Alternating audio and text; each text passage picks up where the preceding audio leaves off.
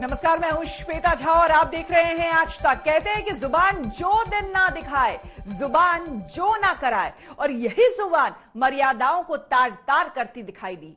बेशर्म, बेहुदा और बेलगाम बोल के बाद कर्नाटक की कांग्रेसी विधायक रमेश कुमार ने रेप और महिलाओं को लेकर वो शर्मनाक बात कह दी जो महिला सम्मान पर करारी चोट थी, जो विधायक जी के सोच का आईना थी। जुबान से बोल निकले तो बेंगलुरु से दिल्ली तक कांग्रेस के लिए चेहरा छिपाने की नौबत आ गई। संसद में स्मृति ईरानी ने सम्मान का पाठ पढ़ाया तो बीजेपी ने प्रेस कॉन्फ्रेंस करके कांग्रेस से विधायक को बाहर का रास्ता दिखाने की मांग की। हालांकि विधायक जी ने माफी मांग ली है, लेकिन सियासत और विवाद तो अभी शुरू हुआ है। There is a saying, when rape is inevitable, lie down and enjoy it. That's exactly the position into which you are. कितना शर्मनाक है ये। कर्नाटक के कांग्रेस विधायक के रमेश को लगता है कि रेप ना रोक सको तो उसके मजे लेना चाहिए। There is a saying, when rape is inevitable, lie down and enjoy it. That's exactly the position into which you are. Congress विधायक ने यह शर्मनाक टिप्पणी लोकतंत्र के उस मंदिर यानी विधानसभा में की जिस पर हर नागरिक की गरिमा सुरक्षित रखने की जिम्मेदारी है।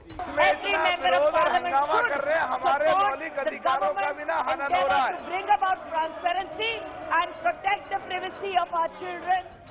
हैरानी की बात यह है कि विधानसभा में जब ऐसी शर्मनाक बात कही गई तो स्पीकर विशेश्वर हेगड़े उसे रोकने की जगह हंसते नजर आए। कर्नाटक की विधानसभा में उनके वरिष्ठ विधायक इस तरह की उक्ति उपस्थापित करते हैं, वक्तव्य देते हैं, तो कहां है प्रियंका गांधी और कहां है राहुल गांधी? दरअसल कर्नाटक विधानसभा में कई विधायक बारिश और बाढ़ से हुए नुकसान पर चर्चा करना चाहते थे, लेकिन स्पीकर शाम 6 बजे तक चर्चा खत्म करना चाहते थे। विधायकों ने समय बढ़ाने की मांग की तो स्पीकर ने बोलना शुरू कर दिया। Ramesh Kumar let us enjoy the situation ಅಂತ ಇದನ್ನ ಕಂಟ್ರೋಲ್ ಮಾಡಿ ಇದನ್ನ ನಿಯಂತ್ರಣದಲ್ಲಿಟ್ಟು ಇದನ್ನ ಒಂದು ವ್ಯವಸ್ಥಿತವಾಗಿ ತೆಗೆದುಕೊಂಡು ಹೋಗೋ ಪ್ರಯತ್ನ ಬಿಟ್ಟು ಈಗ ಮಾತಾಡ್ರಪ್ಪ ಅಂತ ಹೇಳ್ಬಿಡೋದು। ಈಗ ಆ ಸ್ಥಿತಿಗೆ ಬಂದು ಮುಟ್ಟಿದ್ರೆ ಉಳಿದ ಬಿಸ್ನೆಸ್ ಆಗ್ತಾ ಇಲ್ಲ ಅಂತ ಅನ್ನೋದಷ್ಟೇ ನಂದು। स्पीकर की इसी बात पर कांग्रेस विधायक ने रेप वाली शर्मनाक बात कह दी। There is a saying, when rape is inevitable, lie down and enjoy it. That's exactly the position into which you are. ये पहली बार नहीं है जब रमेश कुमार ने ऐसी शर्मनाक टिप्पणी की है। फरवरी 2019 में जब वो स्पीकर थे तो उनके ऐसे ही एक बयान से भारी बखेड़ा खड़ा हुआ था। तब उन्होंने कहा था, मेरी स्थिति रेप पीड़िता जैसी है। रेप एक बार हुआ, अगर आपने इसे वहीं छोड़ दिया होता तो ये गुजर जाता, लेकिन जब आप रेप की शिकायत करते हैं तो आरोपी को जेल में डाला जाता है, तो उसका वकील आपसे सवाल करता है ये कैसे हुआ, कब हुआ, कितनी बार हुआ। रेप एक बार होता है, लेकिन कोर्ट में आपसे 100 दफा रेप होता है। मेरी स्थिति ऐसी ही है। Gentlemen who belong specially to a particular party, one of their representatives yesterday said and made remarks about women which need to be condemned by every public representative. साफ है रमेश कुमार की ऐसी शर्मनाक टिप्पणी का इतिहास है।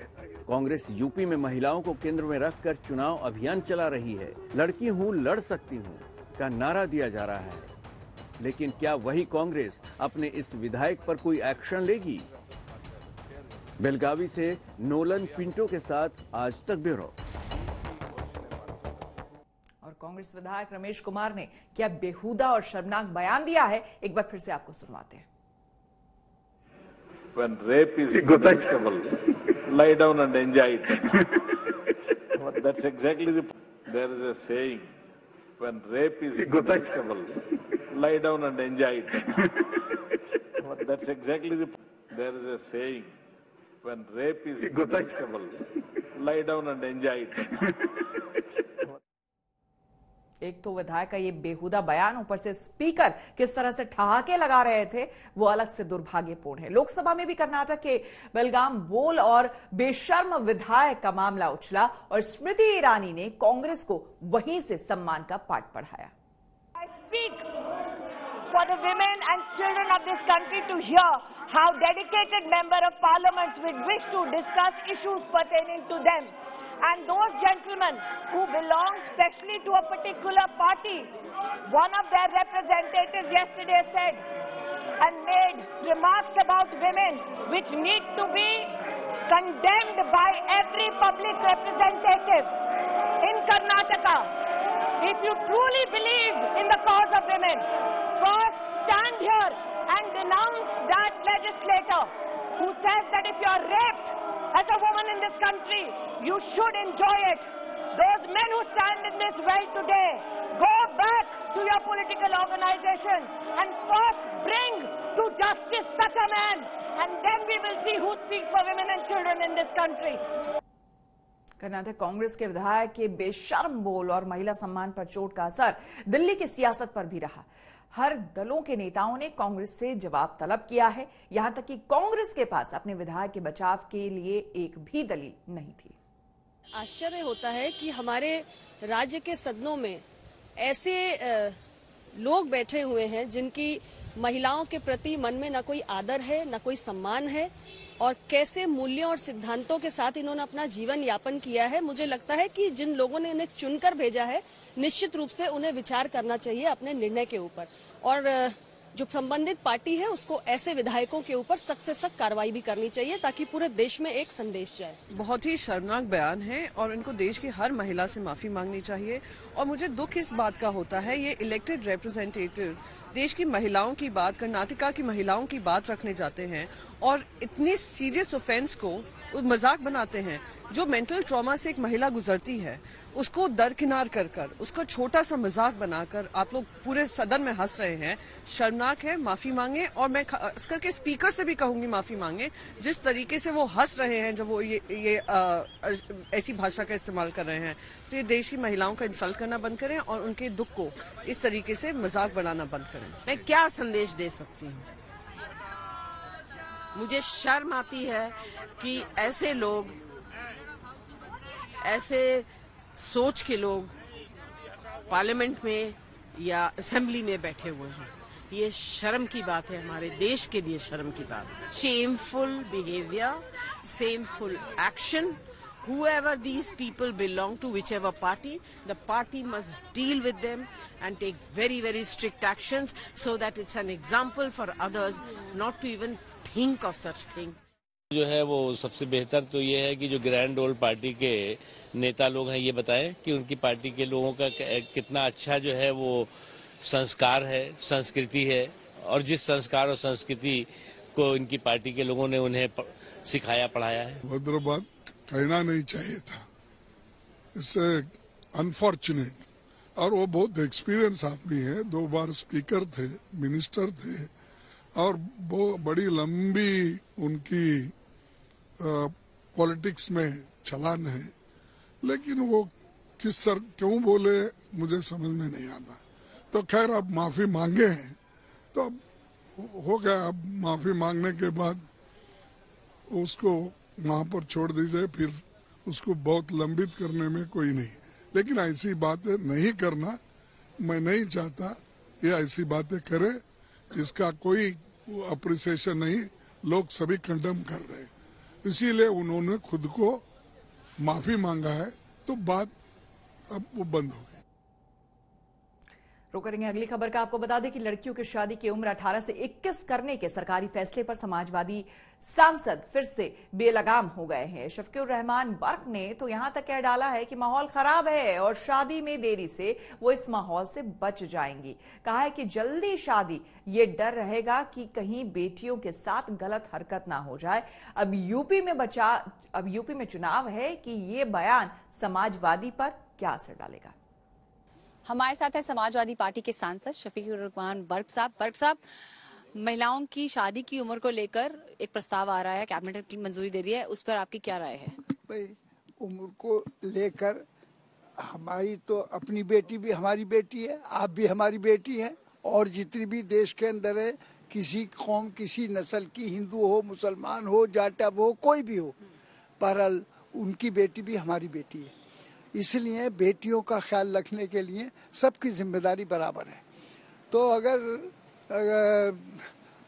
18 साल जैसे उम्र थी, एक कैद लगा दी थी तो आगे पीछे होती थी, वैसे पहले भी यही यही चीज थोड़ी थी कि सिर्फ 18 साल में करते थे, इससे पहले भी होती थी शादियां, बाद में भी होती थी। जी हाँ, तो आज भी पाबंद करना कि 21 साल बढ़ाकर कर रहे हैं, 18 साल उम्र काफी है इस काम के लिए। क्यों सर, आपको लगता नहीं लड़कियां पढ़ रही हैं? मेडिकली भी जो है, जो बहुत सारे लोग हैं वो कह रहे हैं कि उनकी शरीर पूरी तरह बनता है। पढ़ाई कोई ससुराल में जाने के बाद बंद थोड़ा ही हो जाएगी, वहाँ भी पढ़ेंगी वो। ये तो बहुत सारे सांसद हैं, ये जिम्मेदारी से बहरहाल वो अपनी सुबुकदोश हो जाएंगी। जो जिम्मेदारी इसकी माँ बापों की पालने की है, परवरिश करने की है, पढ़ाने की है, उन्होंने जहाँ तक भी 18 साल से तक जितना पढ़ा देंगे वो बाकी अपना आगे पढ़ना चाहती है ससुराल में जाकर पढ़े। देखिए जब ससुराल जाएंगे तो जिम्मेदारियां बढ़ जाएंगी, वो तो पहले पढ़ना चाहती हैं, और अगर नहीं पढ़ना चाहती हैं वो अपना पढ़ाई करके, क्यों सर, अब घर संभालना कोई आसान काम थोड़ी होता है, और वो अगर अपना पढ़ना चाहती है, अपना मुस्तकबिल बनाना चाहती है तो फिर उनके हो जाएंगे तो उन्हें पढ़ाएंगे। महिलाएं कैसे बच्चा पैदा करने के लिए, महिलाएं सिर्फ बच्चा पैदा करने के लिए नहीं, मतलब ये है कि जब जाएंगी तो हम बच्चे भी पैदा होंगे उनके। ये कैसा लॉजिक है सर? ये बहरहाल जब तक वो उनकी मर्जी चाहेगी पढ़ सकती हैं, वो वहाँ कोई पाबंदी नहीं होगी उन पर पढ़ने पर। अच्छा, आपने ये भी बोला कि महिलाएं, सुबह का बयान है कि महिलाएं जो है वो आवारा हो जाएंगी, वो कैसे सर? आवारा नहीं, आवारा क्यों कहेंगे हम अपनी बेटियों को आवारा कहेंगे? नहीं, ये नहीं, माहौल खराब है, माहौल खराब से बच जाएंगी वो, ये है मकसद मेरा। माहौल कैसे खराब हो गया सर? माहौल अब मुल्क का देख रहे कि कितने हालात खराब होते हैं मुल्क के अंदर, तो हम अपनी बेटियों का ख्याल रखना पड़ता है कि हम कोई उसके साथ कोई गलत हरकत नहीं हो जाए। तो ये जो बिल आएगा आप इसको अपोज करेंगे? हाँ, उसमें तो नहीं, मैं तो उसको अपोज करूंगा।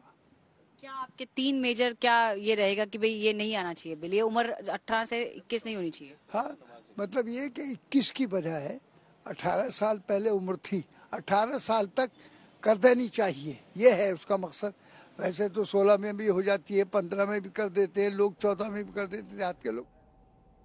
हैरानी की बात है कि हमारे राजनेताओं की सोच कैसी है, और ये हमारे समाज को चलाएंगे। खैर, रुक करेंगे अगली खबर का। आपको बता दें कि बात अब चाचा भतीजे की। अखिलेश शिवपाल मिले, चरण छुआ और आशीर्वाद भी दिया गया। इसके बाद लगता है कि पारिवारिक कुनबे में चुनावी सुख चैन का माहौल है, सब साथ साथ हैं। शिवपाल ने कहा कि चाहे जो कुर्बानी देनी पड़े, समाजवादी से गठबंधन होगा। जितने भी क्षेत्रीय दल हैं, कोशिश रही है उनको साथ लाने की, और उसी कड़ी में आप लोग भी कई बार ये सवाल करते थे कि उनको साथ कब लेकर के आओगे। तो आज फैसला ले लिया था, कल फैसला लिया पार्टी ने कि उनकी पार्टी को भी साथ लाने का काम समाजवादी पार्टी करेगी। आने वाले समय में उनको भी गठबंधन में जगह दी है, उनका भी एक क्षेत्रीय दल है, उनको भी साथ लेकर के आगे चलेंगे। तो ये सब कुछ हो गया। मैंने कल ही कहा था कि अगर मतलब कुछ फैसले होंगे, गठबंधन होगा, तो सीटें कम मिलेंगी, और अगर गठबंधन होता अपना लड़ा ले, तब तो कितने भी हमने पहले ही कहा था कि कम से कम 200 तो तैयार लोग हो जाओ। अगर प्रगतिशील समाजवादी पार्टी के लोग 200 तैयार हो जाते, 200 लोगों ने अगर तैयारी कर ली होती ना, तो बहुत पहले ये फैसला हो जाता। समाजवादी पार्टी ने इस बार तभी गठबंधन अनाउंस किया जब सीटों पर चर्चा हो गई, जब सीट कौन कैसी पाएगा, जब वो लगभग बात पूरी हो गई, उसके बाद ही किसी दल के साथ गठबंधन तय किया पार्टी ने। जनता उत्तर प्रदेश की भारतीय जनता पार्टी को हटाने के लिए तैयार है। जनता समाजवादी पार्टी को विकल्प के रूप में देख रही है।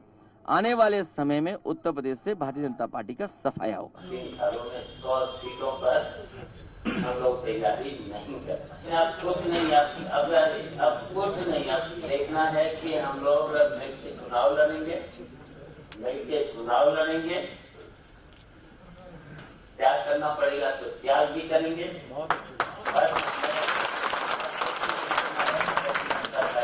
की सरकार को हटाना है और हम लोग मिलकर के सरकार बनाएंगे। नेताजी खुद पहलवान रहे हैं, सबसे ज्यादा पहलवान आज समाजवादी पार्टी में है। अगर दाव सीखना हो तो किसी समाजवादी पार्टी से दाव सीख लो। ऐसा दाव मारती है समाजवादी पार्टी कि वो दाव किसी को समझ नहीं आता है, इसलिए घबरा रहे हैं जो जानते हैं, खुद नहीं जानते कोई खेल खेलना।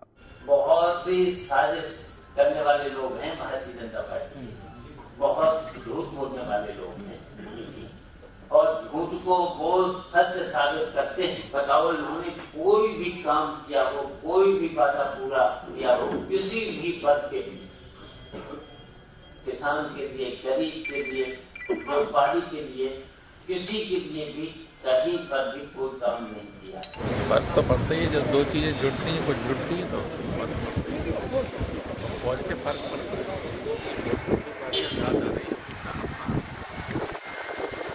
असर है क्षेत्रों में और ये बहुत ही एक गेम चेंजर साबित है। पीएम मोदी ने यूपी के चुनावी पथ पर अपने कदम आगे बढ़ा दिए हैं। मोदी के अगले 10 दिन यूपी के ही नाम रहने वाले हैं। 18 से 28 दिसंबर के बीच मोदी यूपी का 4 बार दौरा करेंगे और जब मोदी मोर्चे पर हों तो माहौल क्या होता है, ये आप जानते ही हैं।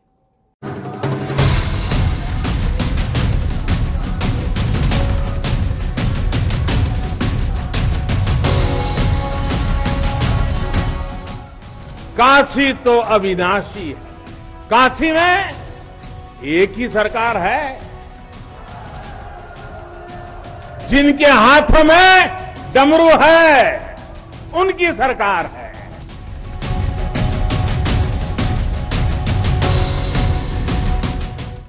जब डबल इंजन की सरकार होती है तो डबल तेजी से काम भी होता है।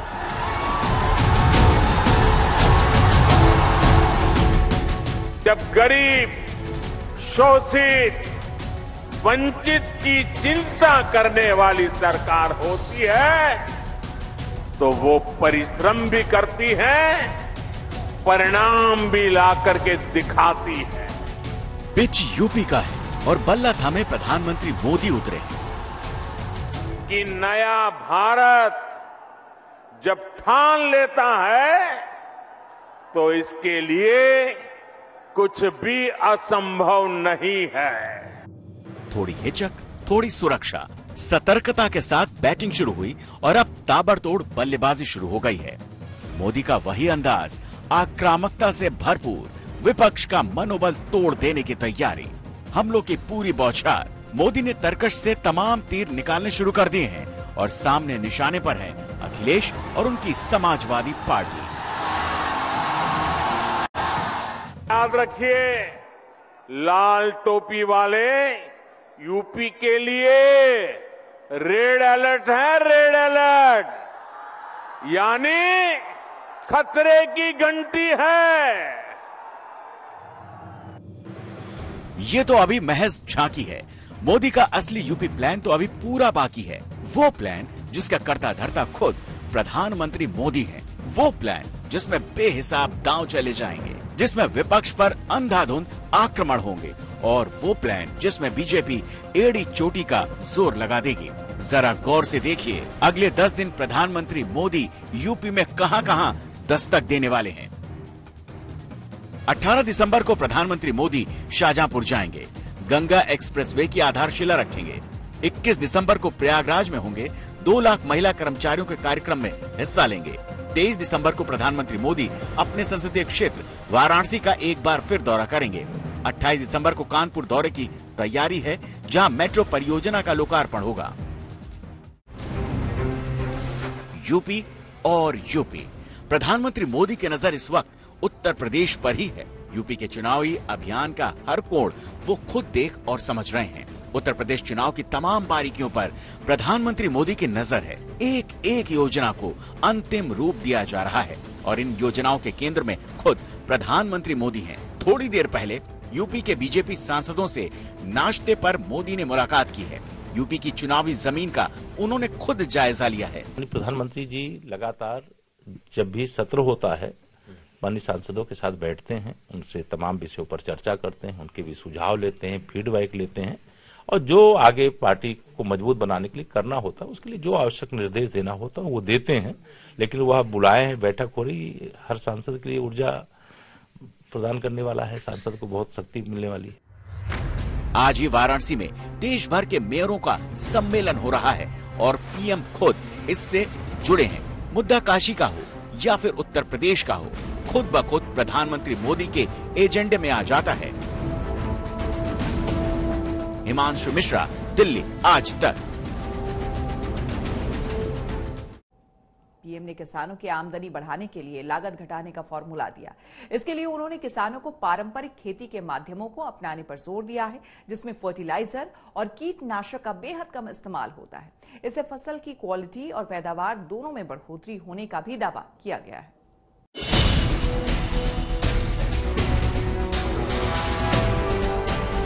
किसानों की आमदनी बढ़ाने के लिए पीएम मोदी ने उन्हें प्राकृतिक खेती का मंत्र दिया है।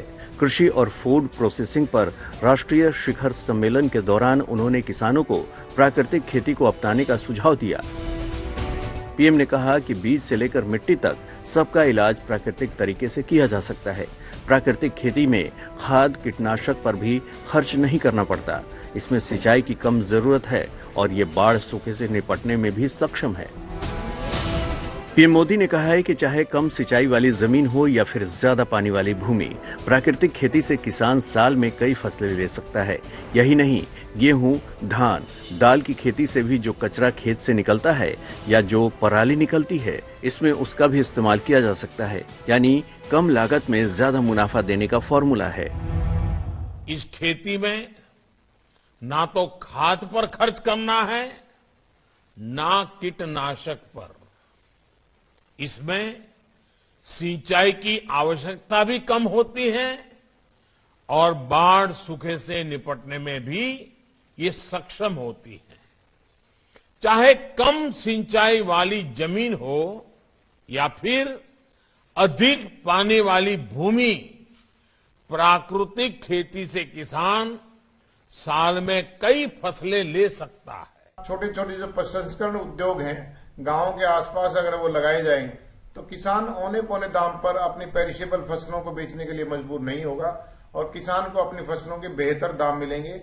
विशेष तौर पर जो जमीनें कम उपजाऊ हैं या जहां पर सिंचाई के साधन नहीं है या जो जिन जमीनों में बेहतरी करके उनकी उपज को बढ़ाया जा सकता है, सरकार टेक्निक के माध्यम से किसानों की मदद करे। पीएम मोदी के मुताबिक नेचुरल फार्मिंग से देश के 80% से ज्यादा किसानों को फायदा होगा। ये वो किसान हैं जिनका काफी खर्च केमिकल और फर्टिलाइजर्स पर होता है। अगर ये किसान प्राकृतिक खेती की तरफ मुड़ेंगे तो उनकी आर्थिक स्थिति और फसल दोनों बेहतर होगी। इसके साथ ही खेती के अलावा पशुपालन, मधुमक्खी पालन, मछली पालन और सोलर एनर्जी, बायोफ्यूल जैसे इनकम के कई वैकल्पिक साधनों से किसानों को लगातार जोड़कर सरकार उनकी आमदनी बढ़ाने की कोशिश कर रही है। गांवों में स्टोरेज, कोल्ड चेन और फूड प्रोसेसिंग को मजबूत करने के लिए भी सरकार ने लाखों करोड़ रुपए का प्रावधान किया है। इसके साथ ही सरकार किसानों को तकनीक अपनाने के लिए भी जोर दे रही है। दावा किया जा रहा है कि करीब 8 करोड़ किसान टेक्नोलॉजी के माध्यम से सरकार के साथ जुड़े हुए हैं। आज तक ब्यूरो।